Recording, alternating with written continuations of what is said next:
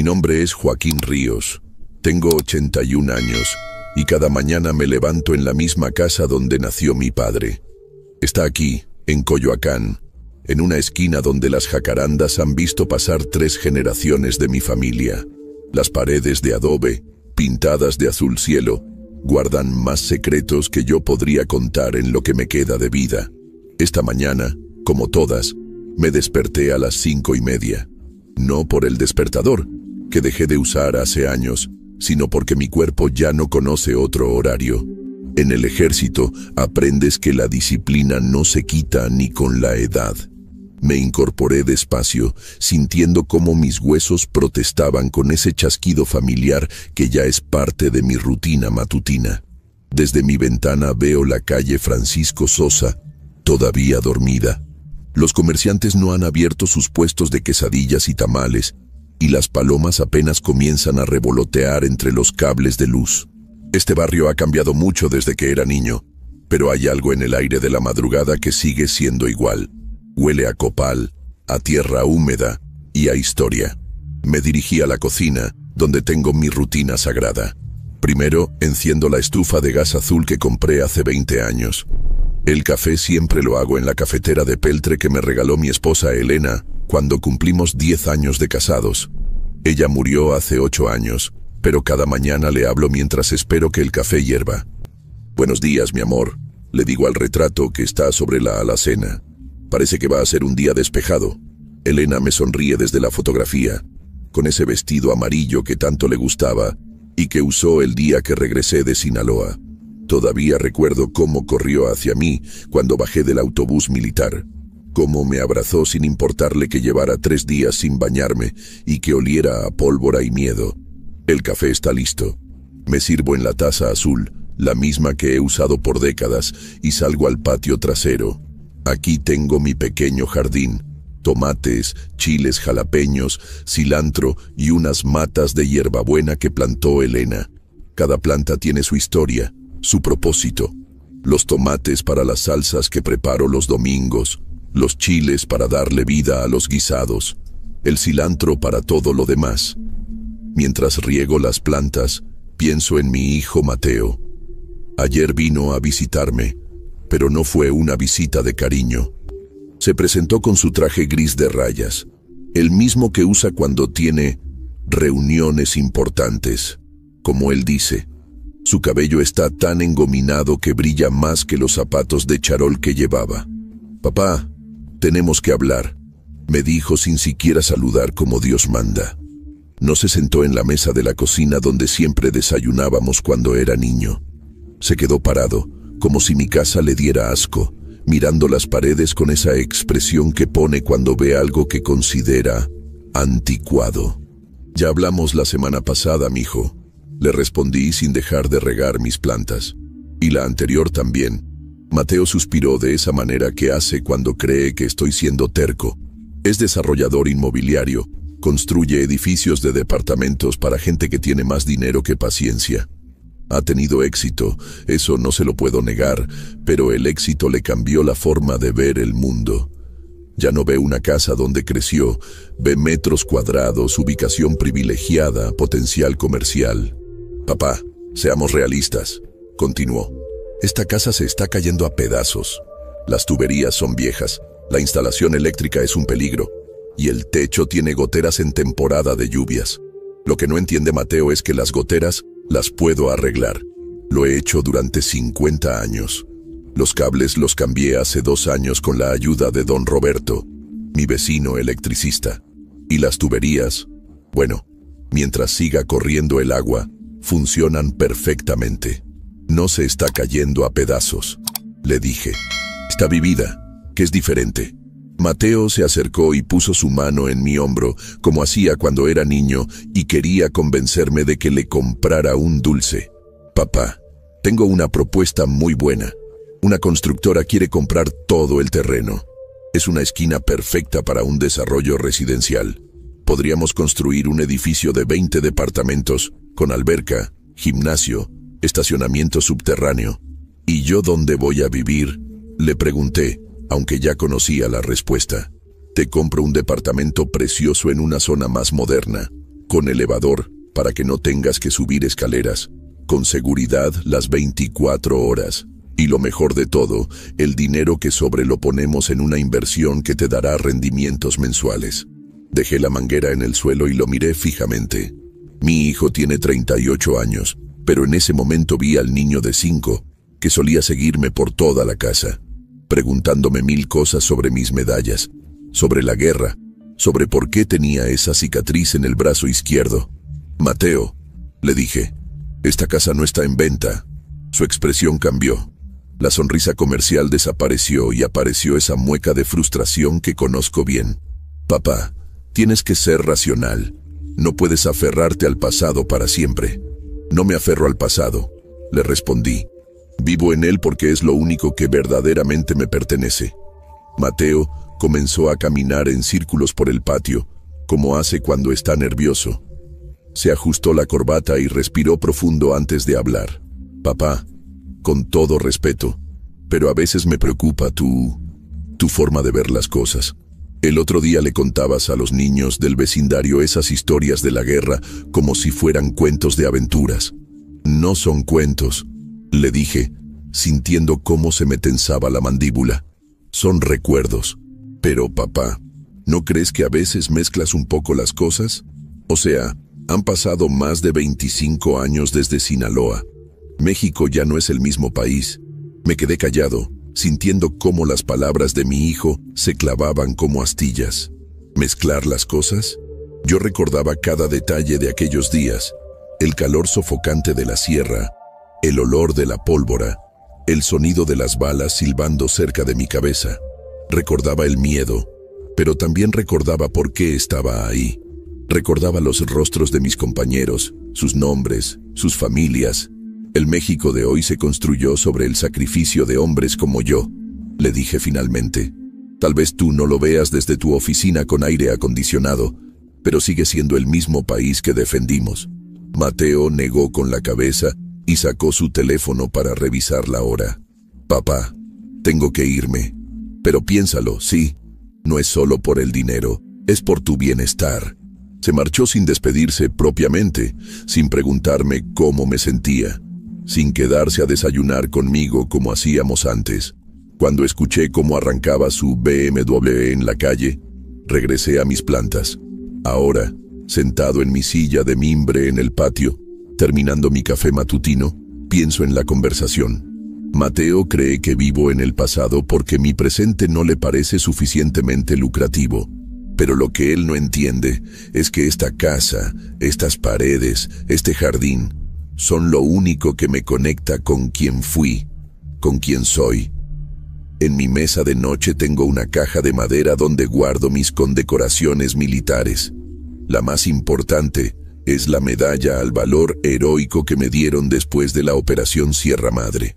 No la saco a menudo, pero a veces, cuando la nostalgia me gana, la tomo entre mis manos y recuerdo por qué la merecí. Era junio de 1995 y yo era sargento del 5º Batallón de Infantería.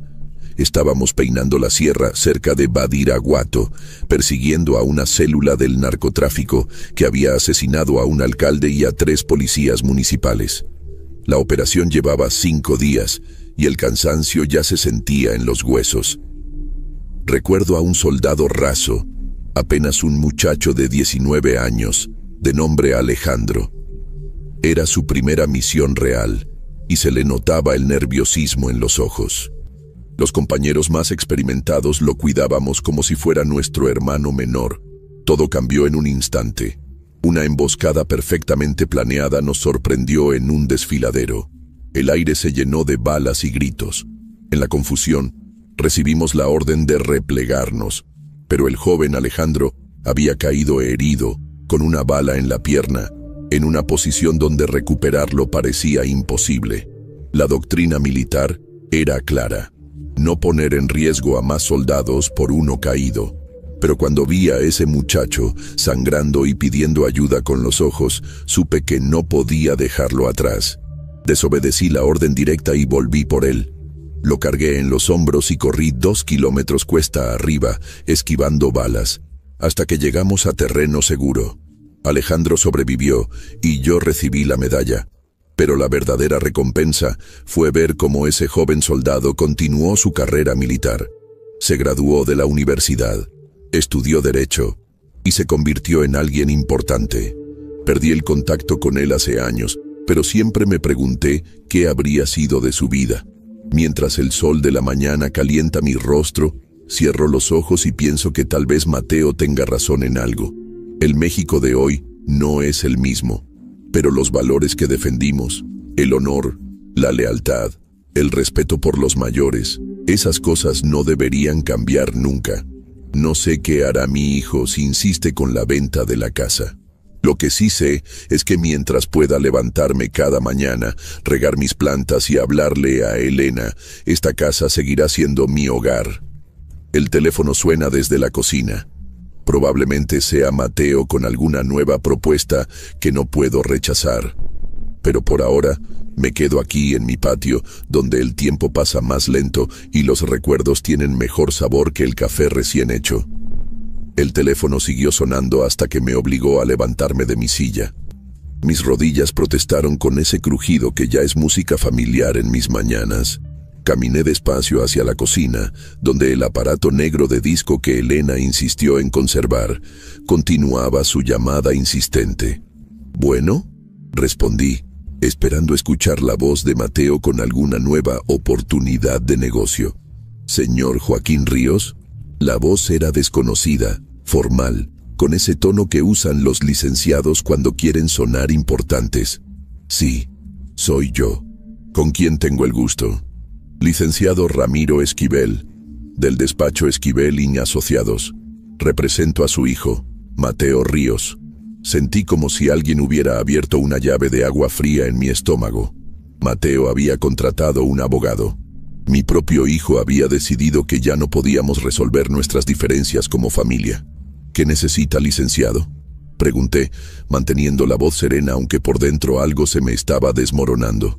«Señor Ríos, me gustaría programar una cita para discutir algunos asuntos legales relacionados con su propiedad. ¿Podría recibirme en su domicilio esta tarde? Si mi hijo tiene algo que decirme, que venga él mismo». «Comprendo su posición, señor Ríos, pero esto es un asunto delicado que requiere asesoría legal. Le aseguro que todo se maneja con el máximo respeto y en su mejor interés». Colgué sin despedirme. El teléfono nunca me había parecido tan pesado como cuando lo dejé sobre la mesa. Me quedé parado ahí en mi cocina viendo las fotos familiares pegadas en el refrigerador. Ahí estaba Mateo a los 8 años, sonriéndome sin dientes, con su uniforme de béisbol. A los 15, el día de su graduación de secundaria, orgulloso con su diploma. A los 25, el día de su boda con Carmen, radiante de felicidad. ¿En qué momento ese niño que me seguía a todas partes se había convertido en un extraño dispuesto a mandar abogados a intimidar a su padre? Decidí salir a caminar. Necesitaba aire fresco y espacio para pensar. Me puse mi guayabera blanca, la que Elena me bordó con hilo azul en los puños, y salí a la calle Francisco Sosa. Coyoacán en las mañanas tiene su propio ritmo. Don Aurelio ya había abierto su puesto de periódicos en la esquina y me saludó con su típico «Buenos días, sargento», que siempre me hace sonreír. Compré La Jornada y El Universal, no porque necesitara leer las noticias, sino porque don Aurelio y yo tenemos nuestra rutina desde hace 15 años. «¿Cómo está la salud, sargento?», me preguntó mientras me daba el cambio. «Ahí vamos, don Aurelio. Los años no perdonan, pero tampoco nos vencen tan fácilmente. Así se habla. Mi mujer siempre dice que usted es de los hombres que ya no se hacen». Seguí caminando hacia la Plaza Hidalgo. Los turistas todavía no llegaban y pude sentarme en mi banca favorita, la que está bajo la sombra de un fresno centenario. Desde ahí se ve la parroquia de San Juan Bautista, con sus torres que han visto pasar siglos de historia mexicana. Abrí La Jornada y traté de concentrarme en las noticias, pero mi mente seguía dando vueltas a la llamada del abogado. Mateo había cruzado una línea. Ya no se trataba de diferencias familiares. Ahora esto era legal, oficial, serio. «¿Sargento Ríos?». Levanté la vista y vi a un hombre joven, de unos 30 años, vestido de traje pero sin corbata. Tenía una cara amable, pero sus ojos mostraban nerviosismo. Sí, soy yo. ¿Nos conocemos? No personalmente, señor. Soy Marco Jiménez. Trabajo para el licenciado Esquivel. ¿Podríamos hablar un momento? Cerré el periódico y lo miré fijamente. Así que el abogado no había aceptado mi negativa telefónica y había mandado a un emisario. Siéntese, joven, le dije, señalando el espacio junto a mí en la banca. Marco se sentó con cuidado, como si temiera que fuera a explotar en cualquier momento. Señor Ríos, su hijo Mateo está muy preocupado por usted. ¿Ah, sí? Pues tiene una forma muy curiosa de demostrarlo. Él me ha contado que usted se niega a considerar opciones que podrían mejorar significativamente su calidad de vida. Me reí, pero no de alegría. Era una risa amarga, de esas que salen cuando las palabras te fallan. Dígame una cosa, joven Marco. ¿Usted tiene familia? Sí, señor. Estoy casado y tengo una hija pequeña. Y si su hija, cuando crezca, viniera a decirle que su casa es muy vieja y que sería mejor venderla para comprar algo más moderno, ¿qué le respondería? Marco se removió incómodo en la banca. Señor Ríos, entiendo que la situación es delicada, pero hay procedimientos legales que pueden ayudar cuando las familias no logran ponerse de acuerdo en temas importantes. ¿Procedimientos legales? La frase me sonó como una amenaza envuelta en papel de regalo. Su hijo está considerando solicitar una evaluación de su capacidad para tomar decisiones financieras importantes. Es algo que se hace por el bien del adulto mayor, para protegerlo de... ¿De qué? Lo interrumpí. ¿De mi propia vida? ¿De mis propias decisiones? Marco sacó un folder de su portafolio y lo puso sobre la banca entre nosotros. Señor Ríos, aquí tengo algunos documentos que me gustaría que revisara. Son solo preliminares, nada definitivo, pero si usted pudiera considerar la posibilidad de un arreglo extrajudicial. Joven, le dije poniéndome de pie, voy a decirle algo que quiero que le repita exactamente a su jefe y a mi hijo. Marco asintió, sacando una libreta como si fuera a tomar dictado. Mi nombre es Joaquín Ríos. Tengo 81 años y toda mi vida la he vivido con honor. Serví a mi país durante 30 años en el ejército mexicano. Pagué esa casa con mi sueldo de sargento, peso por peso, durante 20 años. Crié a mi hijo en esas habitaciones. Cuidé a mi esposa cuando estuvo enferma en esa sala y la enterré con el dinero que ahorré trabajando turnos dobles. Marco escribía rápidamente, tratando de no perder palabra. Esa casa no es solo propiedad inmobiliaria. Es mi historia, mi familia, mi vida. Y si mi hijo cree que puede quitármela con papeles y abogados, va a descubrir que el viejo soldado todavía tiene municiones. Tomé el folder que Marco había dejado en la banca y se lo extendí. Llévese esto y dígale a su licenciado que Joaquín Ríos no firma papeles bajo presión. Y dígale a mi hijo que si quiere hablar conmigo, sabe dónde encontrarme, pero que venga como hijo, no como accionista. Marco guardó el folder con manos temblorosas. Señor Ríos, solo queremos ayudar. Joven, lo interrumpí. Yo estuve en Sinaloa cuando los narcos pensaban que podían intimidar al ejército mexicano con amenazas y dinero. Sobreviví a eso. Créame que puedo sobrevivir a un abogado de traje. Marco se fue sin decir más. Yo me quedé parado junto a la banca viendo cómo se alejaba hacia su auto. La gente que pasaba me miraba con curiosidad. Probablemente había levantado la voz más de lo necesario. Regresé a casa con un peso en el pecho que no había sentido desde los días de la guerra. Era la sensación de saber que se avecinaba una batalla.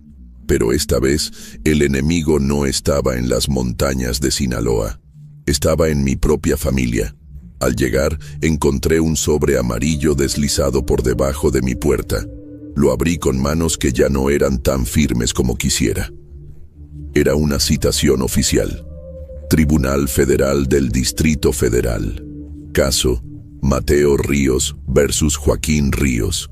Solicitud de declaración de incapacidad. Me senté en mi silla de la cocina y releí el documento 3 veces. Mi hijo había hecho lo impensable. No solo había contratado un abogado, había iniciado un proceso legal para declararme mentalmente incompetente. El papel temblaba en mis manos, no por la edad, sino por la rabia y la tristeza que se mezclaban en mi pecho como una tormenta. Mateo argumentaba que yo vivía en un estado de confusión mental que me impedía tomar decisiones racionales sobre mi patrimonio. Decía que mis episodios de delirio relacionados con experiencias militares demostraban un deterioro cognitivo significativo. Delirio, deterioro cognitivo. Las balas que esquivé en Sinaloa no fueron delirio. Los compañeros que perdí no fueron imaginación. La medalla que me dieron no fue por confundir la realidad. Esa noche no pude cenar. Me quedé sentado en el patio, viendo las estrellas que Elena y yo solíamos contemplar juntos. Le hablé a su fotografía como no lo había hecho en meses. Elena, amor, no sé qué hacer.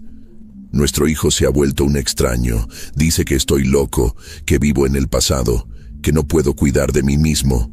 El viento movió las hojas de las plantas y por un momento creí escuchar su voz diciéndome que todo iba a estar bien, que la verdad siempre sale a la luz. Tal vez tengas razón, mi amor.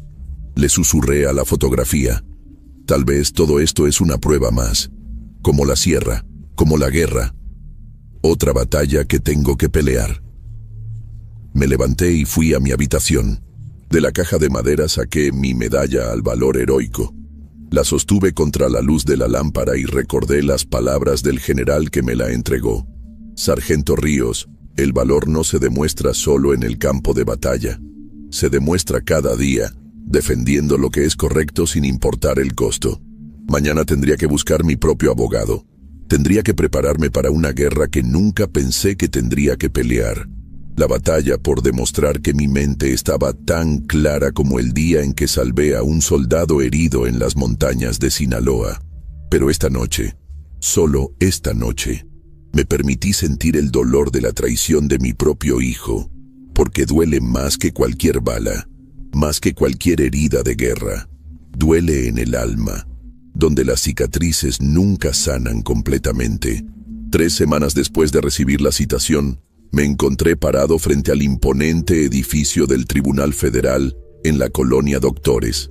Es una construcción moderna, de cristal y concreto, que no tiene nada que ver con el México donde yo crecí.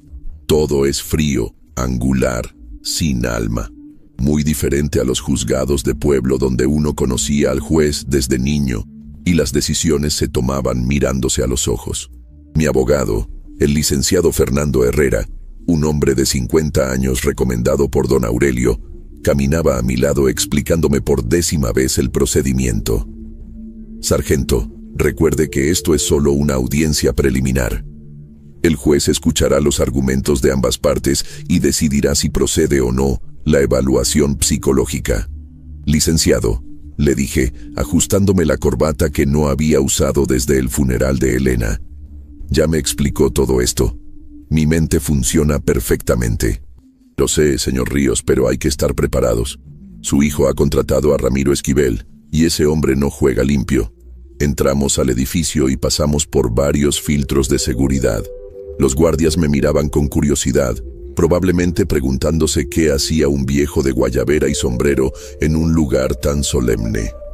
Uno de ellos, al ver mi postura militar, me hizo un saludo casi imperceptible que correspondí con un ligero movimiento de cabeza.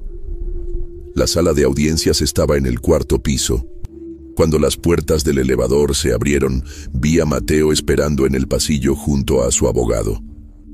Mi hijo llevaba su mejor traje, azul marino, y zapatos tan brillantes que reflejaban las luces del techo. Pero lo que más me dolió fue ver su expresión, fría, determinada, como si yo fuera un obstáculo en sus negocios y no su padre. «Buenos días, papá», me dijo cuando nos acercamos. «Mateo», respondí sin extender la mano.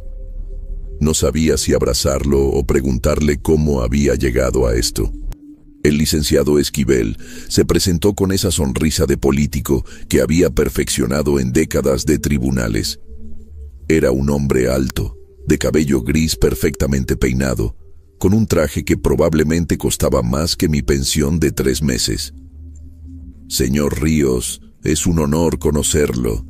He escuchado mucho sobre su servicio militar. No le respondí. Los hombres como él aprenden a hablar bonito para esconder sus verdaderas intenciones. Entramos a la sala de audiencias, una habitación rectangular con paredes de madera y una mesa imponente donde se sentaría el juez. Las bancas para el público estaban vacías, excepto por una mujer mayor que tomaba notas, probablemente una periodista o una estudiante de derecho. Me senté junto a mi abogado en la mesa de la izquierda. Mateo y Esquivel se ubicaron a la derecha. Entre nosotros había apenas 3 metros de distancia, pero sentía como si fuera un abismo. «Todos de pie», anunció el secretario.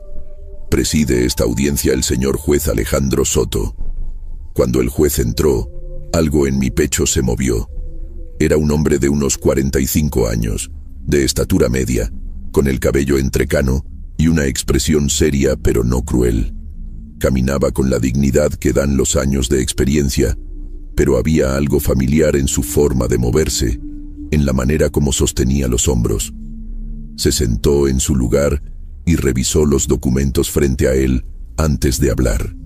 «Buenos días, estamos aquí para la audiencia preliminar en el caso Mateo Ríos contra Joaquín Ríos, expediente 2-847-2025, solicitud de declaración de incapacidad». Su voz era firme, profesional, pero cuando me miró directamente, sentí algo extraño, como un eco de otro tiempo, otro lugar. «Licenciado Esquivel, puede proceder con su exposición inicial». Esquivel se levantó y comenzó su actuación, porque eso era una actuación perfectamente ensayada. «Señor juez, mi cliente, Mateo Ríos, viene ante este tribunal con el corazón partido, pero con la responsabilidad de proteger a su padre, el señor Joaquín Ríos, de las consecuencias de su deterioro mental progresivo». Cada palabra era como una bofetada. Deterioro mental, como si mi vida, mis recuerdos, mis experiencias fueran síntomas de una enfermedad. «El señor Joaquín Ríos», continuó Esquivel, «con todo el respeto que merece su historial militar, vive actualmente en un estado de confusión que le impide tomar decisiones racionales sobre su patrimonio». Esquivel caminaba frente al juez como actor en un escenario, gesticulando para dar dramatismo a sus palabras. Su casa, ubicada en una zona privilegiada de Coyoacán, presenta riesgos estructurales que él se niega a reconocer. Pero lo más preocupante, señor juez, es su tendencia a confundir el pasado con el presente. Mi abogado, Herrera, tomaba notas furiosamente. Yo me mantenía inmóvil, como me enseñaron en el ejército cuando el enemigo trata de provocarte. El señor Ríos relata con frecuencia episodios de su servicio militar como si hubieran ocurrido ayer. Habla de combates, de compañeros caídos, de misiones secretas, con una viveza que sugiere una mente anclada en traumas del pasado. El juez Soto escuchaba sin expresión, pero yo noté cómo sus ojos se entrecerraban ligeramente cuando Esquivel mencionaba las misiones militares. Tenemos testimonios de vecinos que confirman que el señor Ríos cuenta estas historias a niños del barrio, confundiéndolos con relatos que mezclan realidad y fantasía. «Objeción», intervino mi abogado. «No se han presentado dichos testimonios como evidencia». «Procede», dijo el juez Soto. «Licenciado Esquivel, ciñase a los hechos documentados». Esquivel asintió con esa sonrisa que no llegaba a los ojos. «Por supuesto, señor juez. Lo que sí está documentado es la negativa sistemática del señor Ríos a considerar opciones racionales para su bienestar. Su hijo ha presentado múltiples alternativas de vivienda, todas rechazadas sin consideración lógica». «Señor juez», continuó, «la demencia senil es una realidad médica. No es una falta de respeto hacia nuestros mayores reconocerla y actuar en consecuencia. Mi cliente solicita únicamente que se realice una evaluación psicológica profesional para determinar la capacidad de su padre para manejar decisiones patrimoniales. Esquivel regresó a su lugar con la satisfacción del que cree haber dado el golpe definitivo. El juez Soto me miró directamente. Licenciado Herrera, puede proceder con su exposición. Mi abogado se levantó. Era un hombre más sencillo que Esquivel, sin los gestos teatrales, pero con la honestidad que dan las convicciones. Señor juez, lo que acabamos de escuchar no es más que una campaña de desprestigio contra un hombre que ha servido a su país con honor y que simplemente se niega a ser despojado de su patrimonio. Herrera abrió su portafolio y sacó varios documentos. El señor Joaquín Ríos tiene 81 años, es cierto, pero su historial médico muestra una salud mental completamente normal para su edad. Aquí tengo los resultados de sus últimos exámenes médicos, realizados hace apenas 6 meses. Además, señor juez, el señor Ríos mantiene una vida social activa en su comunidad, paga sus servicios puntualmente, mantiene su casa en condiciones habitables y toma decisiones cotidianas sin ningún problema. El juez revisó los documentos que le entregó Herrera. En cuanto a las supuestas confusiones entre pasado y presente, continuó mi abogado, el señor Ríos es un veterano condecorado cuyas experiencias militares son parte legítima de su historia personal. Recordar vívidamente eventos significativos no es síntoma de demencia. Es síntoma de una mente que valora su legado. Herrera se acercó al estrado del juez. Señor juez, lo que realmente está en disputa aquí no es la capacidad mental del señor Ríos, sino su derecho a decidir sobre su propia vida. Su hijo quiere vender una propiedad que su padre se niega a vender. Eso no es incapacidad, es ejercicio de la voluntad. Esquivel se levantó. Objeción, señor juez. La defensa está simplificando un caso complejo de salud mental.